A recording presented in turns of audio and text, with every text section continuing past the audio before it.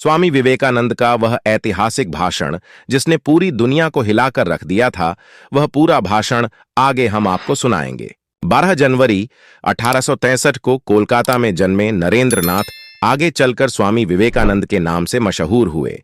विवेकानंद की जब भी बात होती है तो अमेरिका के शिकागो की धर्म संसद में साल 1893 में दिए गए भाषण की चर्चा जरूर होती है। ये वो भाषण है जिसने पूरी दुनिया के सामने भारत को एक मजबूत छवि के साथ पेश किया। लेकिन भाषण में उन्होंने कहा, क्या यह कम ही लोग बता पाते हैं? स्वामी विवेकानंद ने शिकागो के अपने भाषण में क्या क्या कहा था, ये हैं स्वामी विवेकानंद के उस भाषण की खास बातें। 1.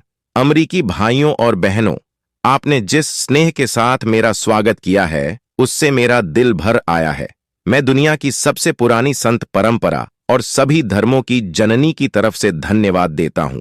सभी जातियों और संप्रदायों के लाखों करोड़ों हिंदुओं की तरफ से आपका आभार व्यक्त करता हूं। 2.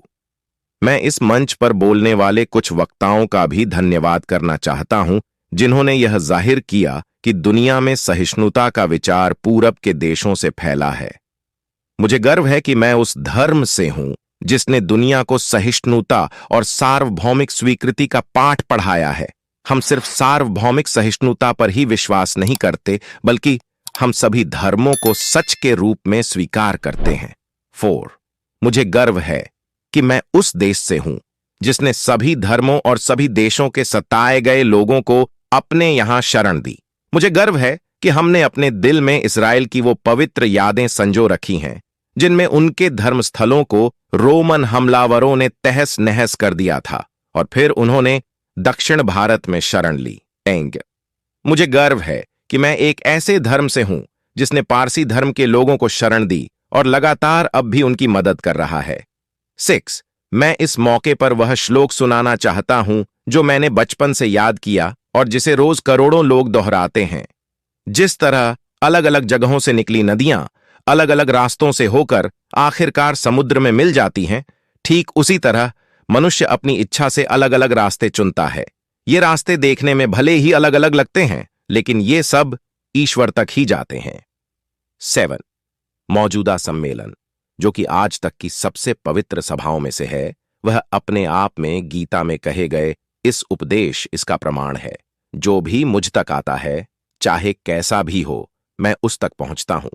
लोग अलग अलग रास्ते चुनते हैं, परेशानियां झेलते हैं, लेकिन आखिर में मुझ तक पहुंचते हैं। सांप्रदायिकता, कट्टरता और इसके भयानक वंशजों के धार्मिक हठ ने लंबे समय से इस खूबसूरत धरती को जकड़ रखा है।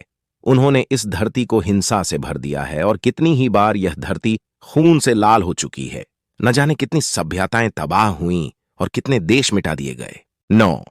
यदि ये खौफनाक राक्षस नहीं होते तो मानव समाज कहीं ज्यादा बेहतर होता जितना कि अभी है, लेकिन उनका वक्त अब पूरा हो चुका है।